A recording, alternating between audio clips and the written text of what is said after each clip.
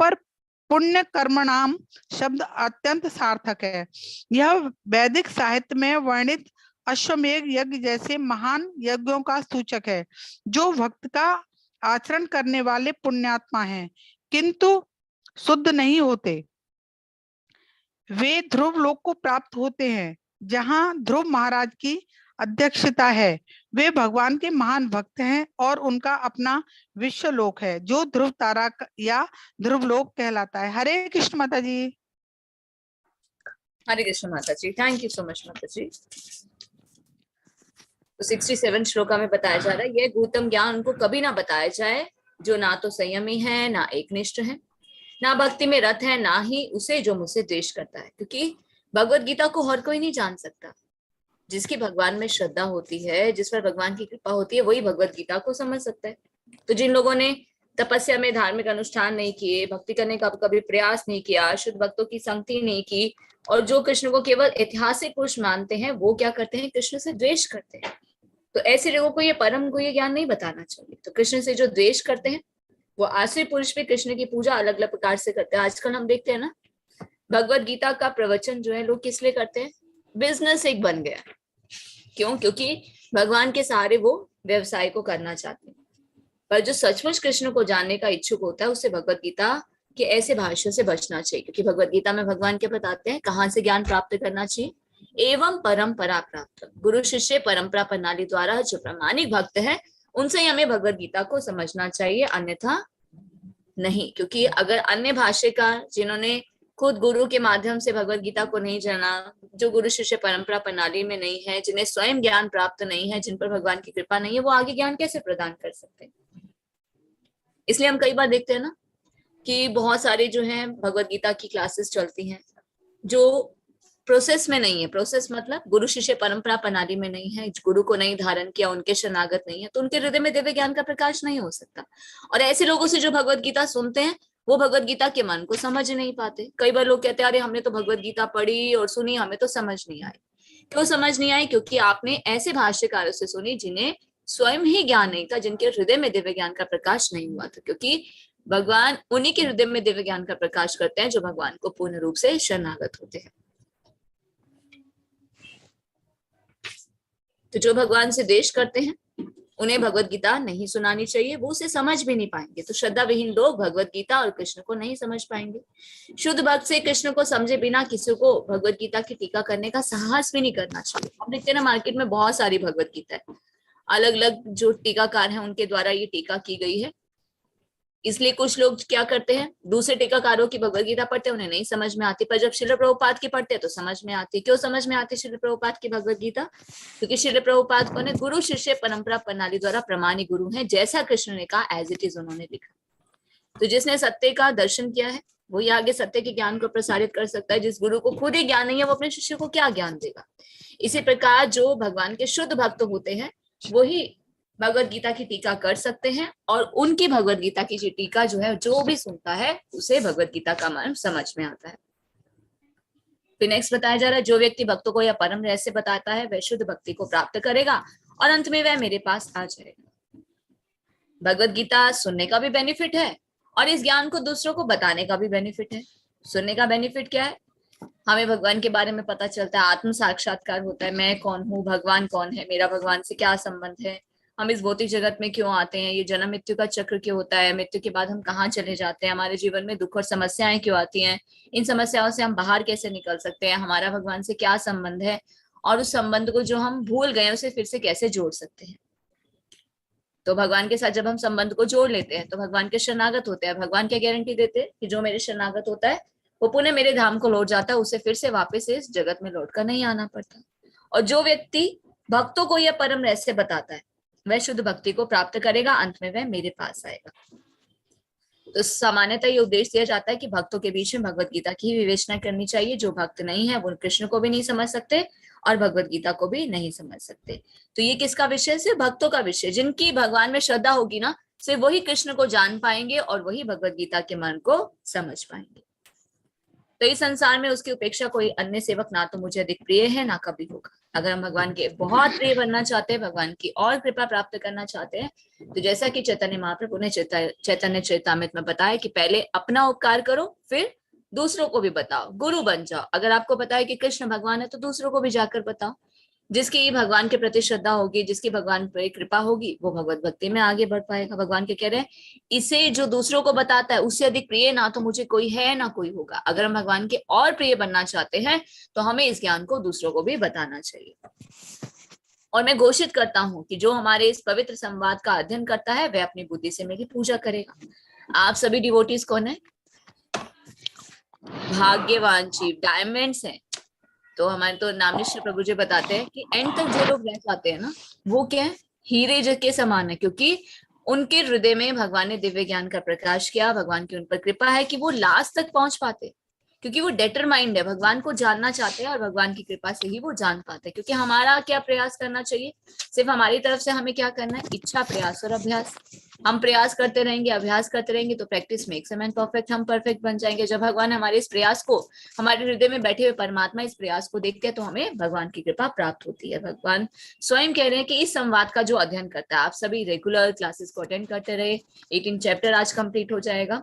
तो आप सभी ने इस पवित्र संवाद को सुना। भगवान क्या कह रहे हैं कि वह अपनी बुद्धि से मेरी पूजा करता है। तो हमारे लगभग सभी डाउट क्लियर हो चुके हैं कि कृष्ण कौन है, किस प्रकार हमें कृष्ण की पूजा करनी चाहिए। पर इसका अर्थ ये नहीं है कि फिर से हम भगवत गीता को पढ़ना छोड़ दें। 18 अध्याय हो गए, हाँ हमें तो भगवत गीता समझ में आ गई नहीं। हमें बार बार भगवत गीता को पढ़ना और सुनना चाहिए। और जो श्रद्धा समेत और द्वेषरहित होकर इसे सुनता है वह सारे पापों से मुक्त हो जाता है। देखिए, सुनने का भी बेनिफिट और इसे जीवन में उतारने का भी बेनिफिट और इसे दूसरों को बताने का भी बेनिफिट। जो इसे सुनता है उसके सारे पाप मुक्त हो जाते हैं और उन शुभ लोगों को प्राप्त होता है जहां पुण्यात्माएं निवास करती है। तो आप सभी इतने एफर्ट से यहाँ तक पहुंचे, सारे पाप खत्म हो चुके हैं और आप सभी कम से कम तो उच्च लोकों में जाएंगे ही जाएंगे जहां पर पुण्यात्माएं निवास करती है। अगर भक्ति करेंगे, भगवत गीता के मर्म को समझेंगे, भक्ति जीवन में आगे बढ़ने का प्रयास करेंगे तो फिर सीधा कहाँ पहुंचेंगे, भगवत धाम, जहां से फिर से इस जगत में लौटकर नहीं आना पड़ेगा, बार बार जन्म मृत्यु के चक्र को नहीं झेलना पड़ेगा।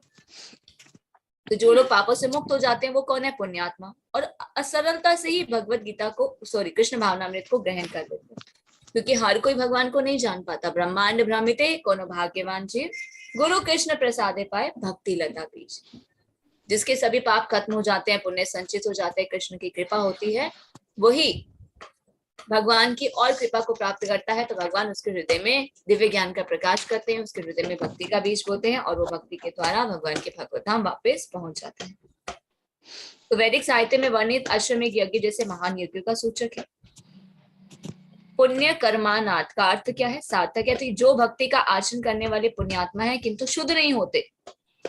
अगर हम शुद्ध भी नहीं है फिर भी हम भक्ति करने का प्रयास कर रहे हैं तो कहाँ जाएंगे, ध्रुव लोक, जहाँ पे ध्रुव महाराज की अध्यक्षता है। जब प्रलय आती है तो सारे के सारे लोग जो है वो नष्ट हो जाते हैं, पर ध्रुव लोक कभी भी नष्ट नहीं होता। तो वे भगवान के महान भक्त हैं और उनका अपना विशेष लोक है जिसे ध्रुव तारा, जिसे हम ध्रुव तारा कहते हैं ना, वो क्या है, ध्रुव लोक है, पूरा का पूरा लोक है जहाँ पर ध्रुव महाराज रहते हैं और हमेशा हमेशा के लिए ध्रुव महाराज वहां पे रहते हैं और ये लोक कभी भी नष्ट नहीं होता। तो जो भी आचरण करता है, अगर वो शुद्ध भी नहीं हो पाता, अगर हम भक्ति जीवन में प्रैक्टिस कर रहे हैं, शुद्ध भी नहीं हो पाए, तो कम से कम इतनी तो भगवान गारंटी देते हैं कि वो कहाँ जाएंगे, ध्रुव लोक को जाएंगे। हे प्रथा पुत्र, आगे हरे कृष्ण माता जी पढ़े। हाँ जी, बाकी है ना 72 जी, कही कीजिए। कंचित एतत् श्रुतम् पार्थत्वा एक अग्रणे चेतसा, कंचित अज्ञान सम्मोह प्रणष्ट ते धनंजय। हे प्रथापुत्र, हे धनंजय, क्या तुमने इस शास्त्र को एकाग्र चित्त होकर सुना है और क्या यह अब तुम्हारा अज्ञान तथा मोह दूर हो गया है। तात्पर्य, श्रील प्रभुपाद जी की जय। श्रील प्रभुपाद जी के द्वारा भगवान अर्जुन के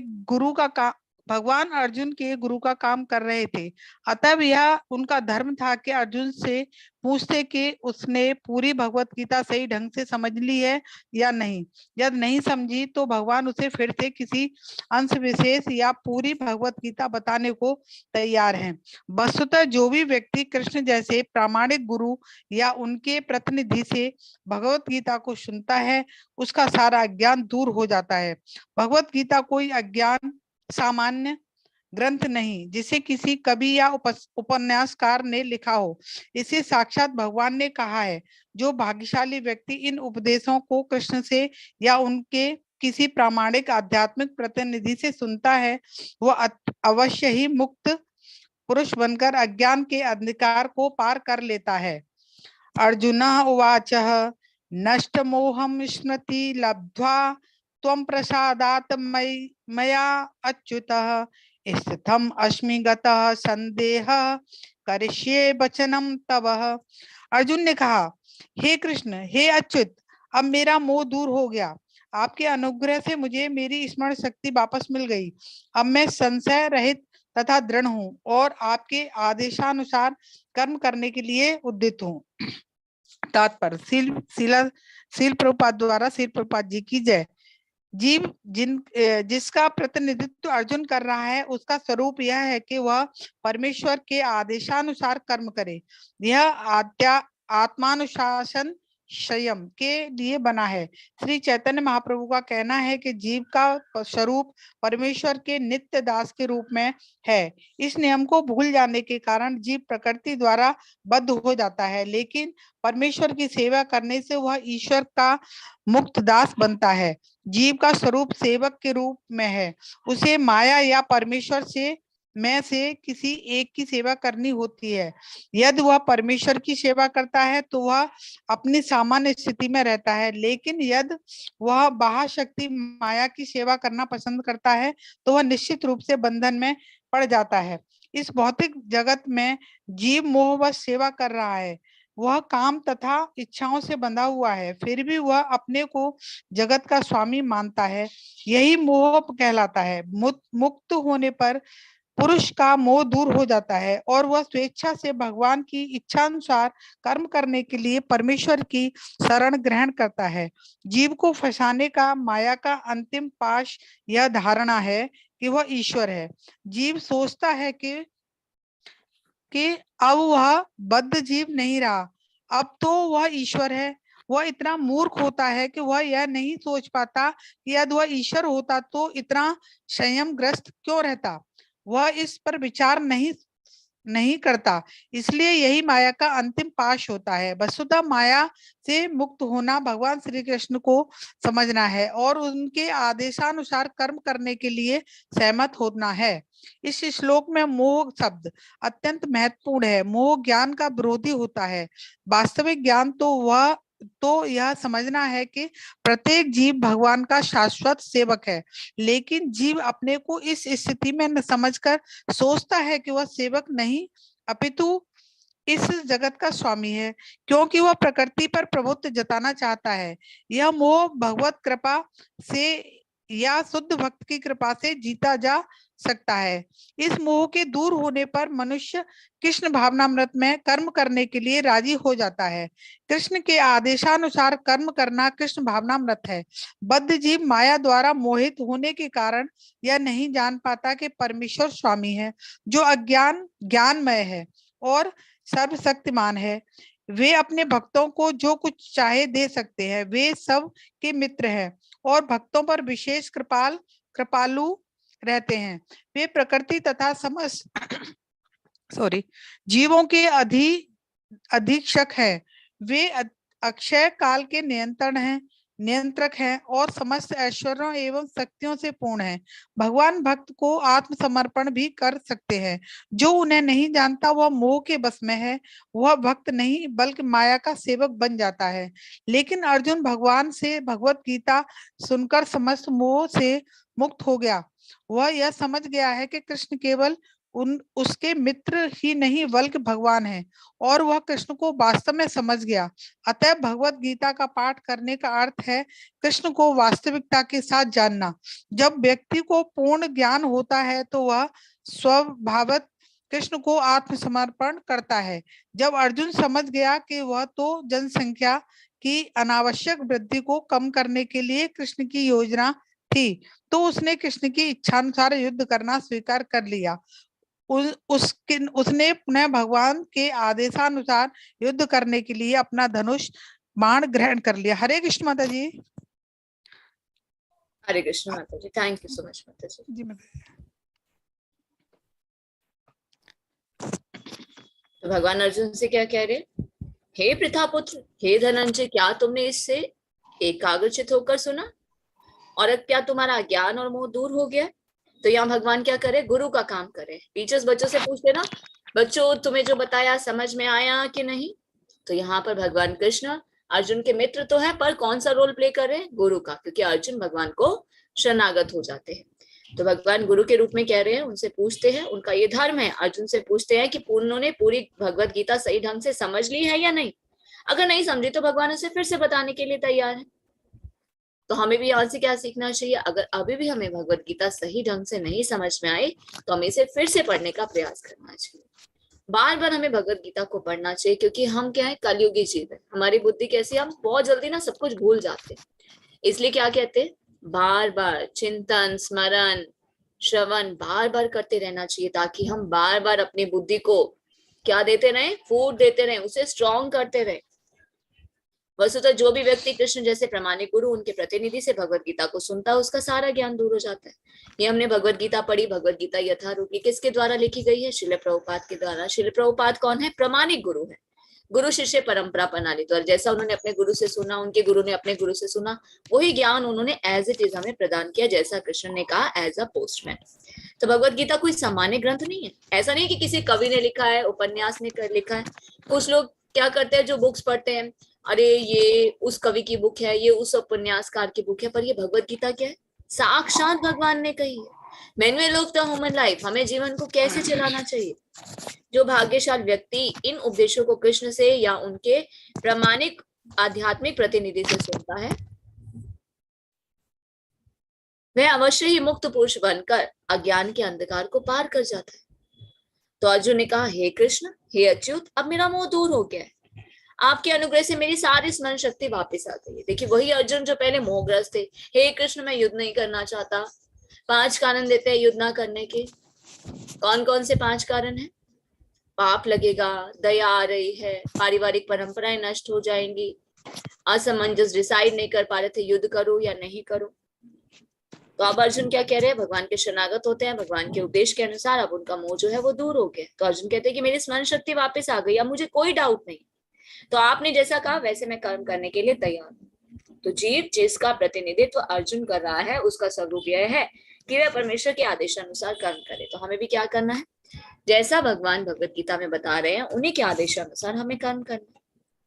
तो चैतन्य महाप्रभु का कहना है, हमारी स्थिति क्या है, हम कौन है, हमारा स्वभाव क्या है, जीवेर स्वरूप हो कृष्णेर नित्य दास। तो जीव का स्वरूप परमेश्वर के नित्य दास के रूप में है। पर हम ये भूल जाते हैं। हम यहाँ क्यों आते हैं भगवान से जुड़कर, क्योंकि हम अपने आप को स्वामी बनने का प्रयास करते हैं कि हम कौन है, हम तो स्वामी है।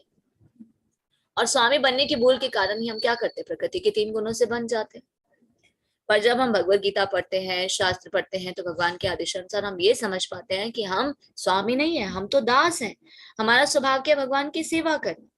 तो जीव का स्वरूप क्या है, सेवक के रूप में। हम सेवक है, नौकर का क्या कार्य होता है, स्वामी की सेवा करना। तो हमें क्या करना है, अपनी इंद्रियों को, अपने मन को भगवान की सेवा में लगाना। तो अगर हम देखिए, या तो हम कृष्ण की सेवा करेंगे या फिर माया की। हम स्वामी तो कभी बन ही नहीं सकते। इस जगत को चलाने वाली कौन है, माया देवी। अगर हम कृष्ण को भूल जाते हैं तो हम माया देवी के कंट्रोल में आ जाते हैं। हम हमेशा दास ही रहेंगे, स्वामी तो हम कभी बन नहीं सकते। या तो हम कृष्ण के दास रहेंगे या माया के दास रहेंगे। अगर हम कृष्ण से मुख मोड़ लेते हैं तो माया के दास हमें बनना पड़ेगा। तो फिर प्रकृति के 3 गुण हमें जैसे नचाएंगे, हमें वैसे नाचना पड़ेगा। फिर हम बद्ध हो जाएंगे, बार बार जन्म मृत्यु के चक्र में आना पड़ेगा, दुख और समस्याओं को झेलना पड़ेगा। पर अगर हम कृष्ण की गोद में आकर बैठ जाते हैं, कृष्ण के शरणागत होते हैं, भक्ति करते हैं, भगवान की ओर मुख कर लेते हैं, भगवान के सेवक बन जाते हैं, तो माया हमें टच भी नहीं कर सकती। फिर माया का कोई भी प्रभाव हम पर नहीं पड़ेगा, प्रकृति के 3 गुणों का कोई भी प्रभाव हम पर नहीं पड़ेगा। तो फिर हम जन्म मृत्यु के चक्र से मुक्त होकर भगवान के धाम, अपने eternal home, go back to Krishna, go back to godhead, वापस पहुंच जाएंगे। तो जीव को फंसाने का माया का अंतिम पाश यही है कि वह ईश्वर है। यहाँ पर हर कोई क्या सोचता है कि मैं स्वामी हूँ। देखिए घर में भी हम देखे ना, पति को क्या लगता है कि मैं स्वामी हूँ। क्या वो स्वामी है? स्वामी तो क्या करता है, आराम से सिंहासन पर बैठते हैं, बॉस की तरह कार्य करते हैं। पर वही पति घर में, हस्बैंड्स क्या करते हैं, सुबह उठेंगे, बस काम पे जाना है, मेहनत करनी है। किसके लिए कर रहे हैं, बच्चों के लिए, परिवार के लिए। खुद पूरा दिन लग रहे हैं, किसके लिए लग रहे हैं, बच्चों और परिवार के लिए। तो कौन है, स्वामी है क्या? सेवक की तरह है ना, सेवा कर रहे हैं। उसी तरह से घर में माता जी क्या बोलती है, अरे हम घर की बॉस है, हम स्वामी। अगर हम अपना लाइफस्टाइल देखें, क्या हम स्वामी हैं? सुबह से उठते हमारा क्या लाइफस्टाइल रहता है? पति को ऑफिस भेजना है, घर के सभी काम करने हैं, बच्चों की जिम्मेदारी है, बच्चों को संभालना, सब घर का काम करना, तो हम तो सेवक की तरह, नौकर की तरह तो सब काम करें, तो हम कहाँ से स्वामी बने? पर हमें शास्त्र के माध्यम से क्या जानना होगा, हम हमेशा सेवक ही रहेंगे, पर हमें कृष्ण का सेवक बनना होगा। भगवान ये नहीं कह रहे कि परिवार को छोड़ दो, घर गृहस्थी छोड़ दो, बिजनेस को छोड़ दो, नहीं। भगवान ने अर्जुन को ये नहीं कहा कि युद्ध करना छोड़ दो, भगवान ने कहा युद्ध करो, मेरे शरणागत होकर करो। तो हमें कुछ भी छोड़ना नहीं है, सिर्फ कृष्ण को जीवन में जोड़ देना। और जिनके जीवन में कृष्ण होंगे ना, वहां कोई प्रॉब्लम्स नहीं होगी। अभी हम देख रहे हैं कलयुग का प्रभाव है। कलयुग का प्रभाव किस प्रकार से है? घर में पति पत्नी की ही नहीं बनती, बच्चे कहना नहीं मानते, बाहर के संबंध तो छोड़ दीजिए, है ना, लव मैरिज होती है, डिवोर्स भी हो जाता है, अरेंज मैरिज भी होती है तो भी डिवोर्स हो जाता है।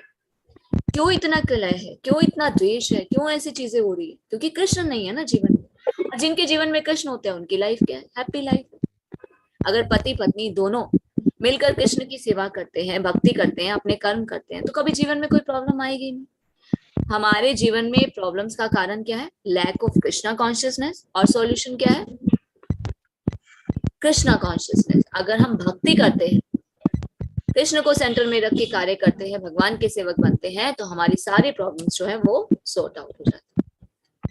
तो हमें क्या करना है? भगवान के आदेशानुसार ही अपने कर्म करने हैं। जिस प्रकार अर्जुन ने भी भगवान के आदेशानुसार कर्म करना स्वीकार किया कि भगवान आप जैसा आदेश दे रहे हैं वैसे मैं करूंगा, तो हमें भी क्या करना है? अपनी सभी ड्यूटीज को, अपने सभी कर्म को अच्छे से करना है। क्योंकि जिस भी कर्म बंधन में हम हैं, कोई बिजनेस कर रहा है, कोई नौकरी कर रहा है, कोई स्टूडेंट है, कोई अलग बिजनेस में है या प्रोफेशन में है या जॉब कर रहे हैं या स्टूडेंट है या टीचर है, तो भगवान ने हमें जिस भी कर्म बंधन में बांधा है, हमें अपनी ड्यूटीज को अच्छे से करना है और साथ में क्या करना है? भक्ति करना है। हरे कृष्ण। हरे कृष्ण। अल्पेश प्रभु जी। हरे कृष्ण माताजी, दंडवत प्रणाम। दंडवत प्रणाम। हरे माताजी। संजय उवाच इत्यहं वासुदेवस्य पार्थस्य च महात्मन् सम्मादितं संवादम इमं आश्रमम अद्भुतम रोम हर्षणम। संजय ने कहा, इस प्रकार मैंने कृष्ण तथा अर्जुन इन दोनों महापुरुषों की वार्ता सुनी और यह संदेश इतना अद्भुत है कि मेरे शरीर में रोमांच हो रहा है। प्रभु श्री प्रभुपाद जी की जय। तात्पर्य प्रभु श्री प्रभुपाद जी के द्वारा। भगवत गीता के प्रारंभ में धृतराष्ट्र ने अपनी मंत्री संजय से पूछा था, कुरुक्षेत्र के युद्ध स्थल में क्या हुआ? गुरु व्यासदेव की कृपा से संजय के हृदय में सारी घटना स्फुरित हुई थी। किस प्रकार उनके युद्ध स्थल की विजय वस्तु का सुनाई थी। यह वार्ता आश्चर्यप्रद थी, क्योंकि इसके पूर्व दो महापुरुषों के बीच ऐसी महत्वपूर्ण वार्ता कभी नहीं हुई थी और न भविष्य में पुनः होगी। यह वार्ता इसलिए आश्चर्यप्रद थी क्योंकि भगवान भी अपने तथा अपनी शक्तियों के विषय में जीवात्मा अर्जुन से वर्णन कर रहे थे, जो परम भगवत भक्त था। यदि हम कृष्ण को समझने के लिए अर्जुन का अनुसरण करें तो हमारा जीवन सुखी तथा सफल हो जाए। संजय ने इसका अनुभव किया और जैसे जैसे उसकी समझ में आता गया, उसने यह वार्ता धृतराष्ट्र से कह सुनाई। अब यह निष्कर्ष निकला कि जहां जहां कृष्ण तथा अर्जुन हैं, वहीं वहीं विजय होती है। व्यास प्रसादात् श्रुतवान् गुह्यम् अहं परम योगम योग ईश्वरात् कृष्णात् साक्षात् कथयता स्वयं। व्यास की कृपा से मैंने एक परम गुह्य बातें साक्षात योगेश्वर कृष्ण के मुख से अर्जुन के प्रति कही जाती हुई सुनी। प्रभुशील प्रभुपाद जी की जय। तात्पर्य प्रभुशील प्रभुपाद जी के द्वारा। व्यास संजय के गुरु थे और संजय स्वीकार करते हैं कि व्यास की कृपा से ही वे भगवान को समझ सके। इसका अर्थ यह हुआ कि गुरु के माध्यम से ही कृष्ण को समझना चाहिए, प्रत्यक्ष रूप से नहीं। गुरु स्वच्छ माध्यम है, यद्यपि अनुभव फिर भी प्रत्यक्ष ही होता है। गुरु परंपरा का यही रहस्य है। जब गुरु प्रामाणिक हो तो भगवत गीता का प्रत्यक्ष श्रवण किया जा सकता है, जैसा अर्जुन ने किया। संसार भर में अनेक योगी हैं, लेकिन कृष्ण योगेश्वर हैं। उन्होंने भगवत गीता में स्पष्ट उपदेश दिया है, मेरी शरण में आओ। जो ऐसा करता है वह सर्वोच्च योगी है। 6ठे अध्याय के अंतिम श्लोक में इसकी पुष्टि हुई है। योगी नाम अपि सर्वेषां नारद कृष्ण के शिष्य हैं और व्यास के गुरु, अतएव व्यास अर्जुन के ही समान प्रमाणित हैं, क्योंकि वे गुरु परंपरा से में आते हैं, और संजय व्यास देव के शिष्य हैं। अतएव व्यास की कृपा से संजय की इंद्रियां विमल हो सकी और वे कृष्ण का साक्षात दर्शन कर सके तथा उनकी वार्ता सुन सके। जो व्यक्ति कृष्ण का प्रत्यक्ष श्रवण करता है वह इस गुह्य ज्ञान को समझ सकता है। यदि वह गुरु परंपरा में नहीं होता तो वह कृष्ण की वार्ता नहीं सुन सकता, अतएव उसका ज्ञान सदैव अधूरा रहता है। विशेषतया जहां तक भगवत गीता समझने का प्रश्न है, भगवत गीता में योग की समस्त पद्धतियों का, कर्म योग, ज्ञान योग तथा भक्ति योग का वर्णन हुआ है। श्री कृष्ण इन समस्त योगों के स्वामी हैं, लेकिन यह समझ लेना चाहिए कि जिस तरह अर्जुन कृष्ण को प्रत्यक्षता समझ सकने के लिए भाग्यशाली था, उसी प्रकार व्यासदेव की कृपा से संजय भी कृष्ण को साक्षात सुनने में समर्थ हो सका। वस्तुतः कृष्ण के प्रत्यक्षता सुनने एवं व्यास जैसे गुरु के माध्यम से प्रत्यक्ष सुनने में कोई अंतर नहीं है। गुरु भी व्यासदेव का प्रतिनिधि होता है। अतएव वैदिक पद्धति के अनुसार अपने गुरु के जन्म दिवस पर शिष्यगण व्यास पूजा नामक उत्सव रचाते हैं। राजन संस्मृत संवादम इमं अभूतम केशव अर्जुनयो पुण्यम हश्याम च मुहुः। हे राजन, जब मैं कृष्ण तथा अर्जुन के मध्य हुई इस आश्चर्यजनक तथा पवित्र वार्ता का बारंबार स्मरण करता हूँ तो प्रति क्षण आह्लाद से गदगद हो उठता हूँ। प्रभु श्रील प्रभुपाद जी के जय। तात्पर्य प्रभु श्रील प्रभुपाद जी के द्वारा। भगवत गीता का ज्ञान इतना दिव्य है कि जो भी अर्जुन तथा कृष्ण के संवाद को जान लेता है वह पुण्यात्मा बन जाता है और इस वार्तालाप को भूल नहीं सकता। आध्यात्मिक जीवन की यह दिव्य स्थिति है। दूसरे शब्दों में जब कोई गीता को सही स्रोत से अर्थात प्रत्यक्षता कृष्ण से सुनता है तो उसे पूर्ण कृष्ण भावना अमृत प्राप्त होता है। कृष्ण भावना अमृत का फल यह होता है कि वह अत्यधिक प्रबुद्ध हो उठता है और जीवन का भोग आनंद सहित कुछ काल तक नहीं अपितु प्रत्येक क्षण करता है। तत्च समृत संमित्र रूपम अति अद्भुतम हरे विस्मय में महान राजन हश्यामि च पुनः पुनः। हे राजन, भगवान कृष्ण के अद्भुत रूप का स्मरण करते ही मैं अधिकाधिक आश्चर्यचकित होता हूँ और पुनः पुनः हर्षित होता हूँ। प्रभु श्रील प्रभुपाद जी की जय। तात्पर्य प्रभु श्रील प्रभुपाद जी के द्वारा। ऐसा प्रतीत होता है कि व्यास की कृपा से संजय ने भी अर्जुन को दिखाए गए कृष्ण के विराट रूप को देखा था। निसंदेह यह कहा जाता है कि इसके पूर्व भगवान कृष्ण ने कभी ऐसा रूप प्रकट नहीं किया था।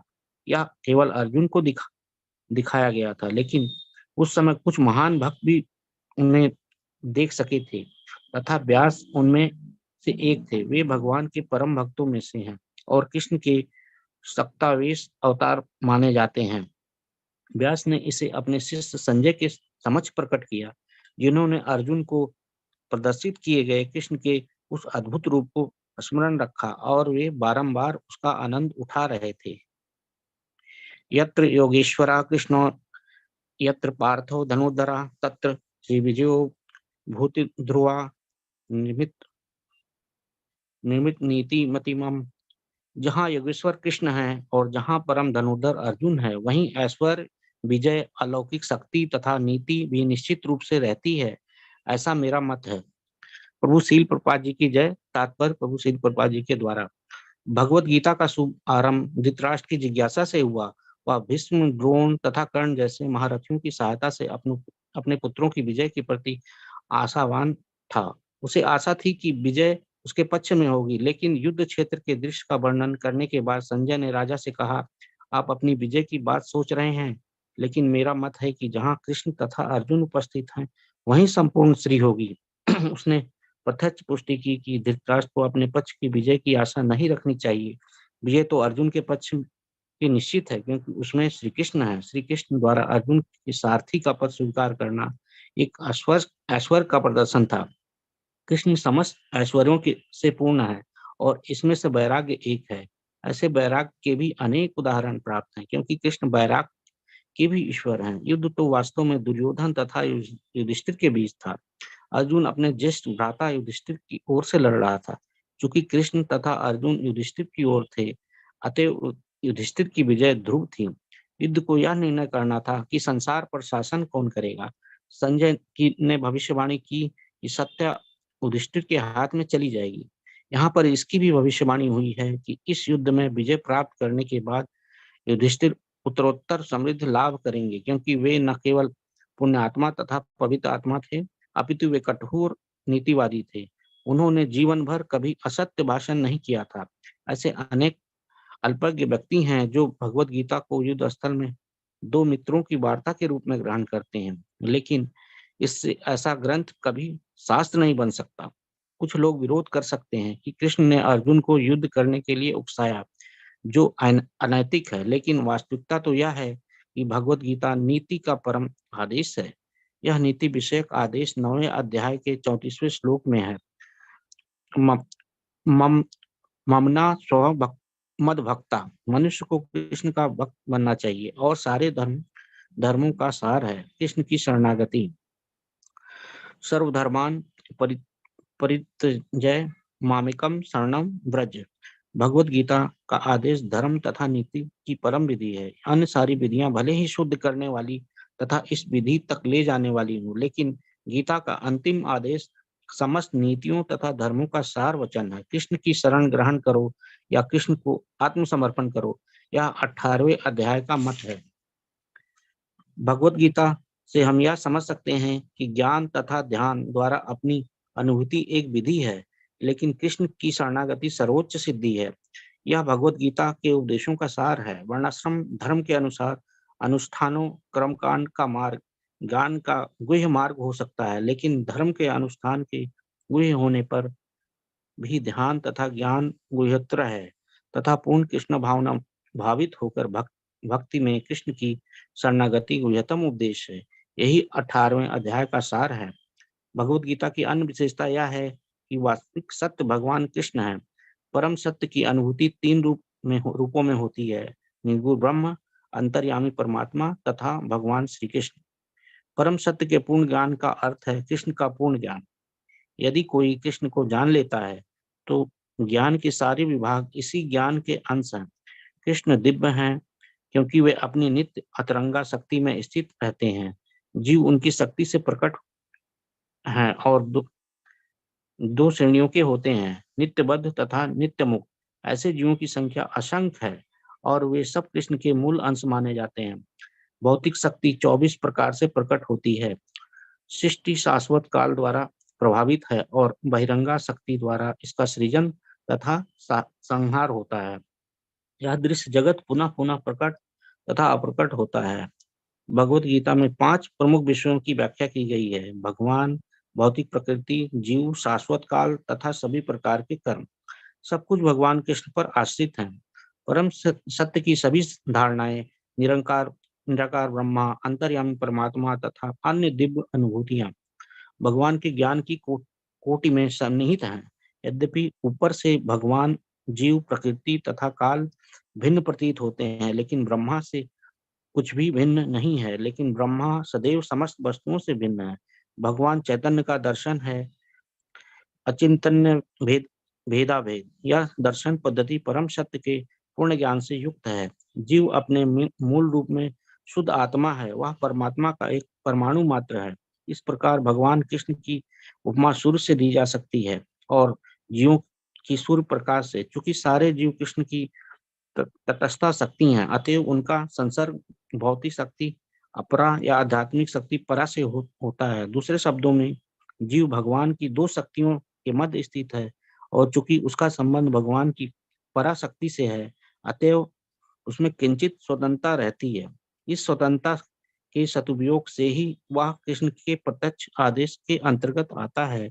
इस प्रकार वह हृदयनी शक्ति की अपनी सामान्य दशा को प्राप्त होता है। इस प्रकार श्रीमद् भागवत गीता के 18वें अध्याय उपसंहार संन्यास की सिद्धि का भक्ति वेदांत तात्पर्य पूर्ण हुआ। Hare Krishna. Thank you so much Prabhu ji. तो संजय ने कहा, इस प्रकार मैंने कृष्ण और अर्जुन इन दोनों महापुरुषों की वार्ताएं सुनी है और ये संदेश इतना अद्भुत है कि मेरे शरीर में रोमांच हो रहा है। संजय कौन है? ये भगवत गीता कहाँ से शुरू हुई थी? प्रारंभ में हमने जाना था, पहले ही श्लोक में धृतराष्ट्र पूछते हैं संजय से, युद्ध भूमि में एकत्र हुए मेरे और पांडवों के पुत्रों के बीच में क्या हो रहा है? तो संजय कौन है? व्यासदेव जी के शिष्य है। तो धृतराष्ट्र संजय से पूछते हैं कि युद्ध स्थल में क्या हो रहा है। संजय को व्यासदेव जी की कृपा से क्या प्राप्त है? दिव्य दृष्टि प्राप्त है। तो वहां का वृत्तांत वो बता रहे हैं कि युद्ध भूमि में क्या हो रहा है। तो गुरु व्यासदेव की कृपा से संजय के हृदय में सारी घटनाएं जो थी वो स्फुरित हो गई और उन्होंने युद्ध स्थल की विषय वस्तु क्या सुनाई। तो पूरा जो हमने भगवत गीता में पढ़ा वो सब संजय ने किसे बताया? धृतराष्ट्र को बताया। धृतराष्ट्र को कुछ भी समझ में नहीं आया। क्यों? क्योंकि उनकी भगवान में कोई श्रद्धा ही नहीं, इसलिए वो भगवत गीता को समझ ही नहीं पाए। और यहाँ पर संजय देखिए क्या कह रहे, संजय कह रहे हैं कि मैंने कृष्ण और अर्जुन इन दोनों महापुरुष की वार्ता सुनी, मुझे ये संदेश इतना अद्भुत लगा कि मेरे शरीर में रोमांच हो रहा है। इसका मतलब संजय को समझ में आया। क्यों समझ में आया? क्योंकि संजय कौन है? व्यासदेव जी के शिष्य हैं। उन्होंने गुरु स्वीकार किए, गुरु के पदाश्रय को ग्रहण किया, तो गुरु के माध्यम से ही वो कृष्ण को समझ सके। तो व्यास की कृपा से मैंने ये परम गुह्य बातें साक्षात योगेश्वर कृष्ण के मुख से अर्जुन के प्रति कही जाती हुई सुनी। तो संजय भी क्या कह रहे हैं? मुझे क्यों समझ में आया? क्योंकि मैं व्यासदेव जी का शिष्य हूँ, मुझ पर मेरे गुरु की कृपा थी, तभी मैं भगवान को समझ पाया। क्योंकि प्रत्यक्ष रूप से हम कृष्ण को नहीं समझ सकते। जब हम गुरु के पदाश्रय को ग्रहण करते हैं तो गुरु की कृपा से ही हम भगवान को समझ सकते हैं।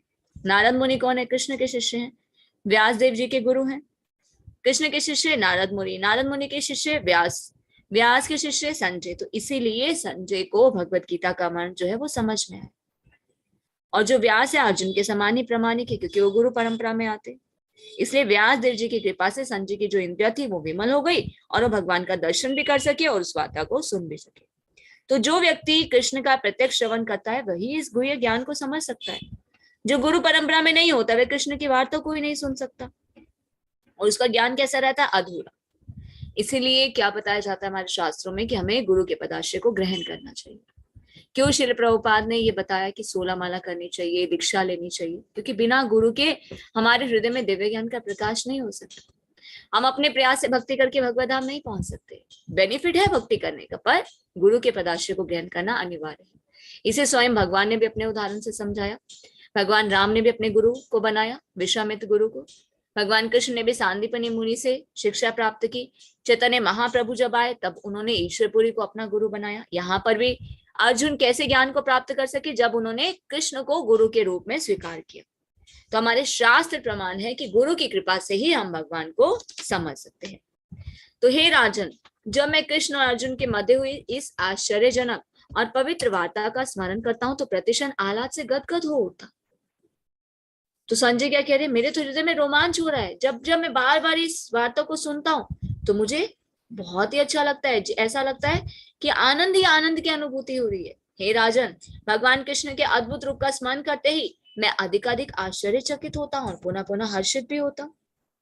क्योंकि भगवान ने इससे पहले ये रूप किसी को प्रकट नहीं किया था, सिर्फ अर्जुन को दिखाया था विराट रूप। भगवान स्वयं बताते हैं अर्जुन को कि इस रूप को मैंने पहले कभी भी किसी को नहीं दिखाया। अर्जुन, सिर्फ तुम एक ऐसे हो पहले जिसे मैंने इस विराट रूप को दिखाया। इस विराट रूप को अर्जुन ने भी देखा, व्यासदेव जी के जो शिष्य हैं संजय ने भी देखा। जिस पर भगवान की कृपा थी सिर्फ वही भगवान के इस विराट रूप के दर्शन कर पाए। और व्यासदेव कौन है? व्यासदेव को तो भगवान का शक्तावेश अवतारी कहते हैं। भगवान कभी स्वयं आते हैं, कभी अपना विस्तार करते हैं, कभी अंश के रूप में, कभी पूर्णांश के रूप में, कभी गुना अवतार के रूप में, कभी युगावतार के रूप में, कभी शक्तावेश अवतार के रूप में। तो व्यासदेव भी कौन है? वो भी कृष्ण ही। फिर बताया जा रहा है यत्र योगेश्वर कृष्ण यत्र पार्थो धनुर्धरा तत्र श्री विजयो भूर्ति ध्रुवा नीति मति ममः। जहां योगेश्वर कृष्ण है, जहां परम धनुर्धर अर्जुन है, वही ऐश्वर्य, विजय, अलौकिक शक्ति, नीति भी निश्चित रूप से रहती है, ऐसा मेरा मत है। तो भगवत गीता का आरंभ धृतराष्ट्र की जिज्ञासा से हुआ कि युद्ध भूमि में क्या हो रहा है।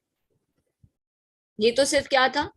अरेंजमेंट था कृष्णा का, क्योंकि ये ज्ञान गुरु शिष्य परंपरा प्रणाली द्वारा युगों से चलता आ रहा था। सबसे पहले भगवत गीता का उपदेश भगवान ने किसे दिया? सूर्यदेव विवस्वान को दिया। सूर्यदेव विवस्वान ने इस ज्ञान को मनुष्य के पिता मनु को दिया। फिर इस ज्ञान को किसे दिया गया? राजा इक्ष्वाकु को दिया गया, जो जिसमें भगवान श्री राम के रघुकुल के वो वंशज थे। फिर ये ज्ञान धीरे धीरे क्या था, लुप्त हो गया। फिर से भगवान ने इस ज्ञान को एस्टेब्लिश करने के लिए, लुप्त होने का अर्थ ये नहीं था कि ज्ञान था ही नहीं, ज्ञान था, पर इस ज्ञान को कोई फॉलो नहीं कर रहा था, इसे कोई ले नहीं रहा था। अभी जैसे हम देखिए श्रील प्रभुपाद की कृपा से हम भगवत गीता को पढ़ पा रहे हैं। पहले के समय में कितने लोग पढ़ पाते थे, अब जिस स्केल से पढ़ पा रहे हैं पहले नहीं पढ़ पाते थे ना। हर किसी के घर में भगवत गीता होती थी, रेड कपड़े में कवर करके रखी होती थी, एक पूजा की जैसे बस उन्हें प्रणाम किया जाता था, और ऐसा लगता था कि घर में बस कोई एक पड़ी है, दिव्य वस्तु पड़ी है, बस उसे खोल के कोई नहीं पढ़ता था। उसी प्रकार ये ज्ञान था, पर उसे कोई लागू नहीं करता। तो फिर से भगवान ने इस ज्ञान को स्थापित करने के लिए भगवत गीता का उपदेश अर्जुन को देने के लिए ये सारी व्यवस्था की थी, ताकि अर्जुन मोहित हो, अज्ञानता के अंधकार में पड़े और भगवत गीता का उपदेश भगवान दे सके। युद्ध तो वास्तव में किसके बीच था, दुर्योधन और युधिष्ठिर के बीच था। तो अर्जुन अपने ज्येष्ठ भ्राता युधिष्ठिर की ओर से लड़ रहे थे, कृष्ण और अर्जुन युधिष्ठिर की ओर थे, और विजय किसकी निश्चित थी, युधिष्ठिर की निश्चित थी, क्योंकि जहां भगवान कृष्ण होते हैं वहां पर विजय निश्चित होती, वहीं ऐश्वर्य होता है। तो युद्ध को यह निर्णय करना था कि संसार पर शासन कौन करेगा। संजय ने भी भविष्यवाणी की थी कि सत्ता जो थी युधिष्ठिर के हाथ में चली जाएगी। तो यहाँ पर भविष्यवाणी हुई थी कि इस युद्ध में विजय प्राप्त करने के बाद युधिष्ठिर जो है वो लाभ प्राप्त करेंगे, क्योंकि वो पुण्यात्मा भी थे, पवित्र आत्मा भी थे, कठोर नीतिवादी भी थे। उन्होंने जीवन भर कभी भी असत्य का भाषण नहीं किया था। कुछ लोग क्या सोचते हैं कि भगवत गीता तो खाली दो मित्रों की एक वार्ता है, अर्जुन प्रश्न पूछ रहे हैं, कृष्ण उनका उत्तर दे रहे हैं, ये भगवत गीता तो सिर्फ अर्जुन के लिए नहीं, अर्जुन तो सिर्फ एक माध्यम है। अर्जुन के माध्यम से भगवान ने पूरे विश्व के लिए, संपूर्ण जाति के लिए इस ज्ञान को एस्टैब्लिश किया। तो इस ज्ञान के बारे में भगवान क्या बताते हैं, इसका सार क्या है, मन मनामो मद भक्तो, कि मनुष्य को कृष्ण का भक्त बनना चाहिए, यही सभी धर्मों का सार है। सर्वधर्मान परित्यज्य माम एकम शरणम व्रज। अगर आपसे कोई क्वेश्चन पूछे कि भगवत गीता का सार क्या है, तो आप 2 श्लोक के कोट कर सकते हैं। सर्वधर्मान परित्यज्य माम एकम शरणम व्रज अहम त्वं सर्व पापेभ्यो मोक्षयिष्यामि मा शुचः। भगवान के कहते हैं सभी धर्मों का परित्याग कर दो। सभी धर्म का मतलब क्या है, हिंदू धर्म, मुसलमान धर्म, ईसाई धर्म नहीं। धर्म का अर्थ क्या है, भगवान ने क्या बताया, कर्म योग, ज्ञान योग, अष्टांग योग, संन्यास की विधि है ना। तो भगवान के कह रहे सबको छोड़ दो, सिर्फ क्या करो, मेरी शरण ग्रहण करो, मतलब भक्ति करो। Bhakti yoga is the easiest and the quickest way to attain the supreme personality of God. हर एक अध्याय में भगवान ने सब कुछ बताया, कर्म योग के बारे में भी, ज्ञान योग के बारे में भी, ध्यान योग के बारे में भी, संन्यास के बारे में भी, प्रकृति के 3 गुणों के बारे में, सब कुछ भगवान ने बताया। पर फिर भी हर एक अध्याय में भगवान ने एक ही बार बल देकर की, क्या, कृष्ण की शरण ग्रहण करो, मेरी शरण ग्रहण करो, भक्ति करो, मुझे आत्मसमर्पण करो। तो 18वें अध्याय का भी यही मत है। तो भगवत गीता से हम समझ सकते हैं कि ज्ञान और ध्यान द्वारा अपनी अनुभूति एक विधि है, लेकिन कृष्ण की शरणागति क्या, सर्वोच्च सिद्धि है। अगर कोई ज्ञान से भगवान को प्राप्त करने का प्रयास करे, वो भगवान को प्राप्त नहीं कर सकता, सिर्फ वो एक स्टेप्स को फॉलो कर रहा है, धीरे धीरे उसकी प्रगति होगी। पर जब तक कोई भक्ति नहीं करेगा, भगवान के शरणागत नहीं होगा, वो भगवान तक नहीं पहुंच सकता। तो ज्ञान ध्यान ये तो क्या, सीढ़ियों के जैसे। भक्ति तक जब तक कोई नहीं पहुंचेगा, तब तक वो भगवान को प्राप्त नहीं कर सकता। इसलिए सबसे इंपॉर्टेंट क्या है, भगवान की शरणागति ही सर्वोच्च सिद्धि है, और यही भगवत गीता के उद्देश्यों का सार है। और भगवत गीता की अन्य विशेषता यह है कि वास्तविक सत्य क्या है, भगवान कृष्ण है। परम सत्य की अनुभूति 3 रूपों में होती है। कौन सी, हमने जाना भगवान को जानने की 3 अवस्थाएं होती है, ब्रह्म, परमात्मा और भगवान। ये किस पर आधारित होती है, ज्ञान पर। जिसे जितना ज्ञान होता है वही उतना भगवान को समझ पाता है। जिसे ज्ञान नहीं है वही समझता है कि भगवान एक ज्योति के रूप में। जिसे और ज्ञान होता है वो क्या जानता है कि भगवान हर एक जीव के हृदय में परमात्मा के रूप में। जैसे कि योगी क्या करते हैं, भगवान को खोजने के लिए योग करते हैं, ध्यान करते हैं। जिसे संपूर्ण ज्ञान प्राप्त होता है कृष्ण का, वो ये जान पाता है कि भगवान कौन है, कृष्णस्तु भगवान स्वयं। तो ऐसे जीवों की संख्या अनंत असंख्य है, वे सब कृष्ण के मूल अंश माने जाते हैं। भौतिक शक्ति जो है कई प्रकार से प्रकट होती है, और सृष्टि जो है शाश्वत काल द्वारा प्रभावित होती है, और बहिरंगा शक्ति क्या करती है, सृजन और संहार करती है। और ये दृश्य जगत क्या है, पुनः पुनः प्रकट और अप्रकट होता रहता है। ये सृष्टि की रचना भगवान ने क्यों की, क्या भगवान की कोई इच्छा थी, नहीं। हम जैसे बद्ध जीवों के लिए, क्योंकि हमने क्या इच्छा की, हमें स्वामी बनना है, इंद्रिय तृप्ति का भोग करना है, तो सिर्फ हमारे लिए भगवान ने बहिरंगा शक्ति के माध्यम से इस सृष्टि की रचना की। और जैसे हमारे कर्म होते हैं, जैसे हमारी इंद्रिय तृप्ति की इच्छा होती है, तो भगवान क्या करते हैं, नाना प्रकार की योनियों में हम बार बार आ रहे हैं। तो इस जगत में जो जीवात्मा आती है, वो एजेंसी का कार्य किसका है, शिव जी। शिव जी क्या करते हैं, शिवलिंग के माध्यम से जीवात्माएं जो है इस संसार में आती हैं, और ब्रह्मा जी की एजेंसी का क्या काम है, ब्रह्मा जी क्या कार्य करते हैं, जिस भी जीवात्मा की जो इच्छा होती है या कर्म होते हैं या स्वामी बनने की इच्छा है, उसके अनुसार, इंद्र तृप्ति की इच्छा के अनुसार उसे नाना प्रकार की योनियों में वो भेज देते हैं। ये ब्रह्मा जी का कार्य है कि इस जीव को कौन से लोक में, कौन सी योनि में भेजा जाए। अगर कोई जीव भगवान के साथ पुनः संबंध को स्थापित कर लेता है तो वो इस जन्म मृत्यु के चक्र से बच जाता है और कहाँ पहुंचता है, अपने eternal home, go back to Krishna, go back to God. तो देखिए, इस जगत में हम आते हैं तो थोड़ी सी फ्रीडम लेकर आते हैं। कौन सी फ्रीडम? एक छोटी सी स्वतंत्रता हम क्या लेकर आते हैं कि भगवान इंटरफेरेंस नहीं करते। भगवान चाहे वो तो कुछ भी कर सकते हैं, जब इस सृष्टि की रचना कर सकते हैं तो हम जीवों को भी वापस लेकर जा सकते हैं, पर क्यों नहीं करते भगवान? क्योंकि भगवान को डर है कि फिर से क्या करेंगे, फिर से झगड़ा करेंगे, फिर से यहाँ आने का प्रयास करेंगे, तो अपनी इच्छा से अगर ये आएंगे मेरे पास तो फिर इन्हें मैं वापस नहीं जाने दूंगा। तो ये फ्रीडम हम लेकर आते हैं कि हम अपनी इच्छा से भगवान को भूल भी सकते हैं और अपनी इच्छा से भगवान को याद करके भगवत धाम भी पहुंच सकते हैं। अगर भगवान को भूल जाएंगे तो क्या होगा, बार बार नाना प्रकार की योनियों में आएंगे। अगर भगवान को जो संबंध हम भगवान से भूल गए हैं उसे हम फिर से याद करते हैं, उस संबंध को हम जोड़ते हैं, तो फिर से भगवत धाम वापिस लौट सकते हैं। तो इस प्रकार श्रीमद् भगवद गीता के 18वें अध्याय उपसंहार संन्यास की सिद्धि का भक्ति वेदांत तात्पर्य पूर्ण हो। हरे कृष्ण एवरीवन। आप सभी का बहुत बहुत धन्यवाद। Thank you so much. आप सभी के सहयोग से फिर से हम Bhagavad Gita 18 day course level 2 deep study हम कर पाए। Thank you so much. आप सभी इतनी उत्सुकता से क्लास को अटेंड करने की आपकी इच्छा थी, आपने किया, तो हमारे अंदर भी एक एनर्जी बनी रहती है कि हम और इसे अच्छे से अपनी तरफ से करें। फिर भी अगर हमसे कोई भी गलती हो गई हो तो उसके लिए क्षमा करें। All glories to Shrila Prabhupada, all glories to Namanishtha Prabhu ji, जिन्होंने इतना सुंदर आयोजन किया कि हमें फिर से भगवद गीता को और अच्छे से पढ़ने का मौका मिला। थैंक यू सो मच आपसे। हरे कृष्ण माता जी। हरे कृष्ण माता जी। माता जी, लेवल 3 के लिए क्या करना पड़ेगा? लेवल 3 के लिए आपने हमें सर्टिफिकेट भेजा माता जी ना? जी हाँ माता जी, भेज दिया माता जी, ग्रुप वाले में भेजा है। हाँ, तो आगे उसको हमने जानी माता जी को दे दिया है, तो वो आपको लेवल 3 में ऐड कर देंगे। जिन तो माता जी कैसे पता चलेगा हमको? आप लोग के पास ग्रुप का मैसेज आएगा, लिंक आएगा ग्रुप का। कि मतलब भक्ति शास्त्र के लिए माता जी? भक्ति शास्त्र के लिए आपको कॉल भी आएगा, उसके लिए भी हम आपको मैसेज करेंगे। आपके नाम नंबर, सिर्फ हमारे पास ना सरोज माता जी का नंबर नहीं है। हरे कृष्णा सरोज माता जी।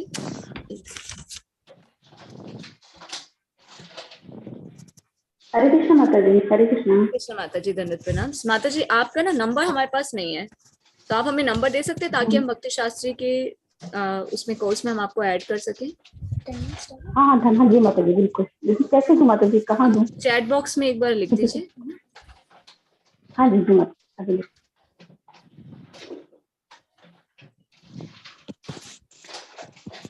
हरे कृष्ण माता जी।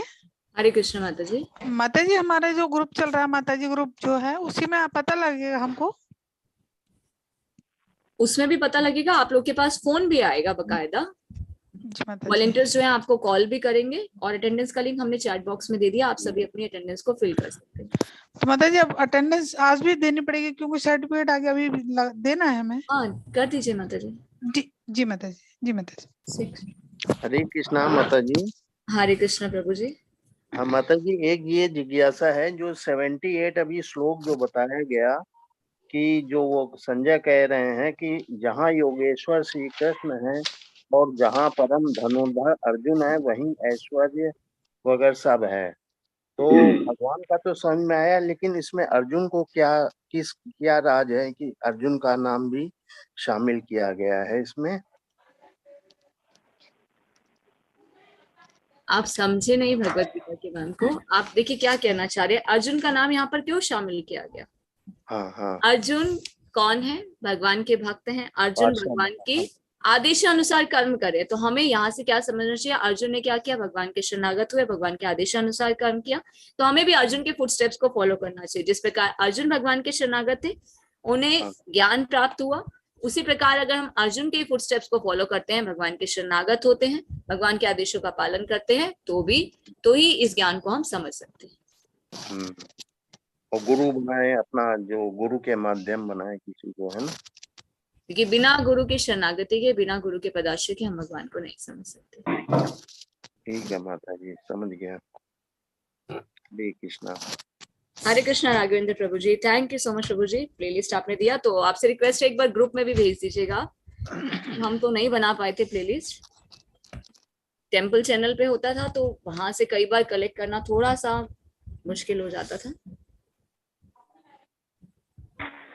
ठीक प्रभु जी, आप जिस भी ग्रुप में है ना, प्रभु जी वाले ग्रुप में है ना, लेवल 2 प्रभु जी भक्ति परीक्षा का, उसमें सेंड कर दीजिएगा एक बार प्लेलिस्ट।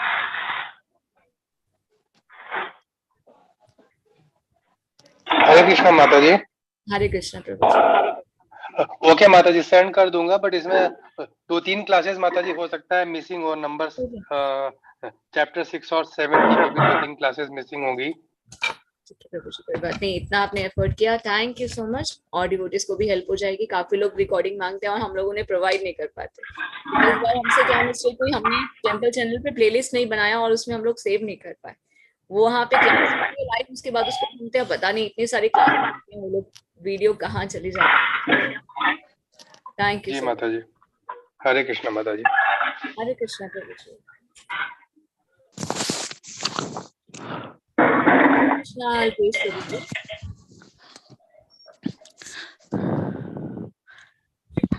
हरे कृष्ण माता जी। हरे कृष्णा माता जी। माता जी लेवल 3 आप ही लेंगी? नहीं माता जी, महालक्ष्मी माता जी लेंगे, क्योंकि हमारे पास माता जी भक्ति शास्त्री की क्लास। तो माता जी भक्ति शास्त्र तो आप ही कराएंगे ना हमें? वो भी नहीं मालूम माता जी, एक्चुअली क्या है, अभी जो क्लास चल रही है भक्ति शास्त्री की, अभी नया क्लास मिलेगा या नहीं वो मालूम नहीं। माता ये कब तक हो पाएगा? ये आप लोग को